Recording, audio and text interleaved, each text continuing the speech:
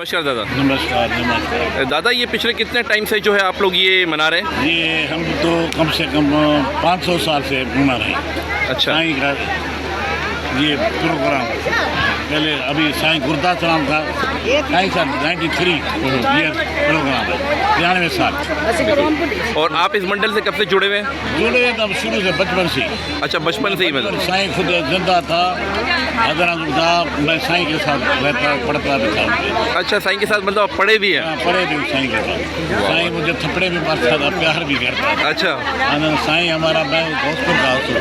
और साईं ने जो पर्दा किया इस वक्त दुनिया से, उसको कितना टाइम हो गया? उसको ये हो गया 75 में साईं ने पर्दा, 75 1975 के अंदर। अच्छा, वो वहीं पर ही गौसपुर के अंदर? ना इंडिया में।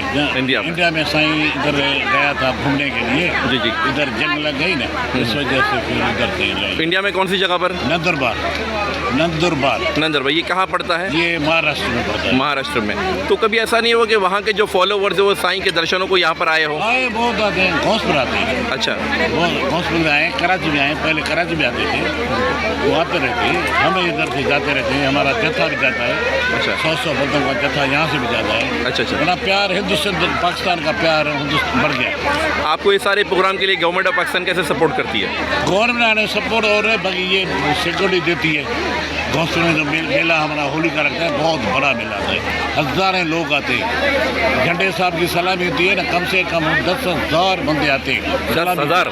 10,000। इतनी जो बैठने की जगह नहीं होती आदमी को। अच्छा। ये तो बहुत बड़ा होता है मेला, होली वाला मेला, बड़ा मेला होता है। थैंक यू दादा।